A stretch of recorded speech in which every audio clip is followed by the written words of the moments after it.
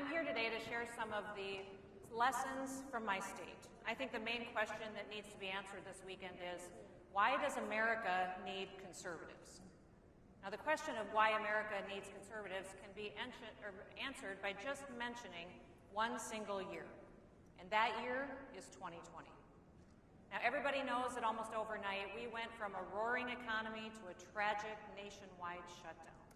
By the beginning of 2020, President Trump had created 7 million new American jobs.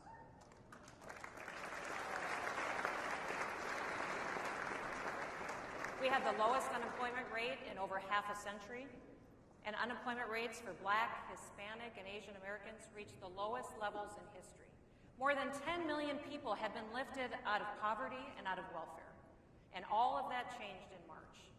Now, most governors shut down their states.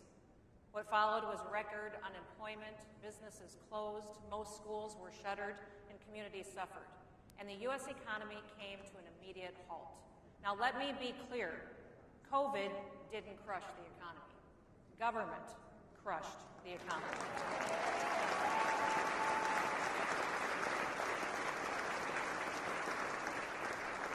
And then, just as quickly, government turned around and held itself out as the savior. And frankly, the Treasury Department can't print money fast enough to keep up with Congress's wish list. But not everyone has followed this path. For those of you who don't know, South Dakota is the only state in America that never ordered a single business or church to close.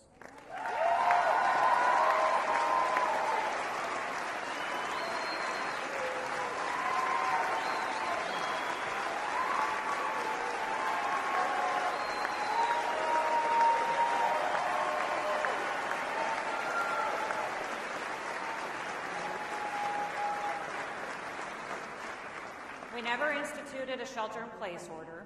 We never mandated that people wear masks.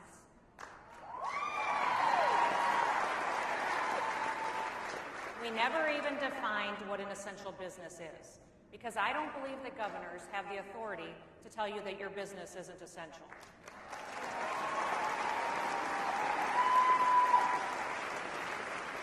Now, South Dakota schools are no different than schools everywhere else in America. But we approached the pandemic differently. From the earliest days of the pandemic, our priority was the students, their well-being, and their education. When it was time to go back to school in the fall, we put our kids in the classroom. Teachers, administrators, parents, and the students themselves were of one mind to make things work for our children. And the best way to do that was in the classroom.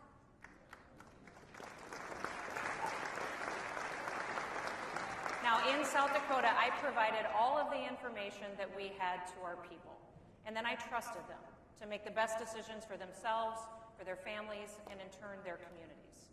We never focused on the case numbers. Instead, we kept our eye on hospital capacity. Now, Dr. Fauci, he told me that on my worst day, I'd have 10,000 patients in the hospital. On our worst day, we had a little over 600. Now,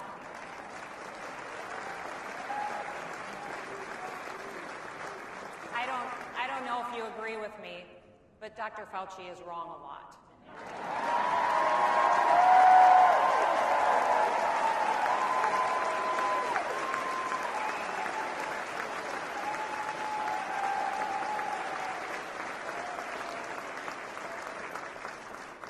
Even in a pandemic, public health policy needs to take into account people's economic and social well-being.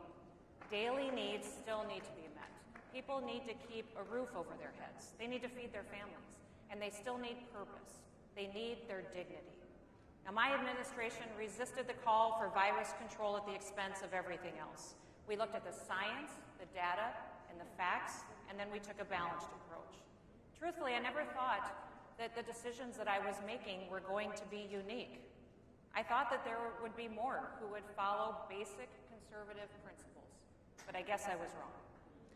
Ask yourself this question: how far will people go to enforce mask mandates?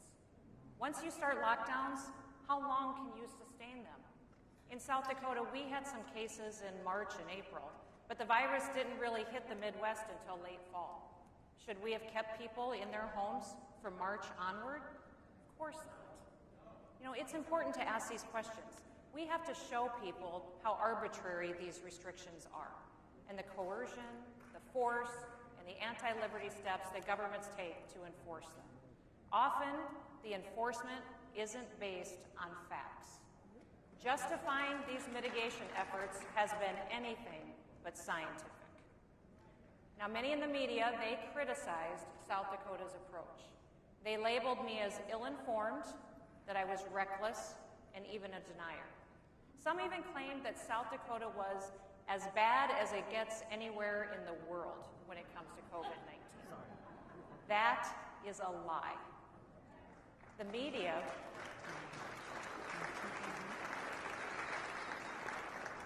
media did all of this while simultaneously praising governors who issued lockdowns, who mandated masks and shut down businesses, applauding them as having taken the right steps to mitigate the spread of the virus.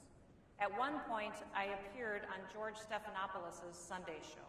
I don't know if you watched that. No, you don't? Shocker.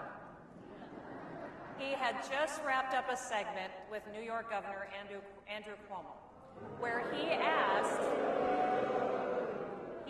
Cuomo to give me some advice on how to deal with COVID.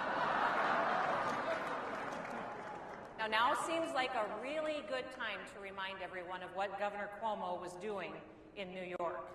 On March 25th, Cuomo ordered COVID patients into nursing homes, and he prohibited the staff from testing people before admitting them. 9 days later, he pushed legislation prohibiting nursing home lawsuits over COVID deaths. 6 days after that, he prohibited nursing homes from sending COVID patients to the nearby Naval Hospital ship or the field hospital, both of which were essentially empty. Now, 8 days after that, the first deaths started to show up.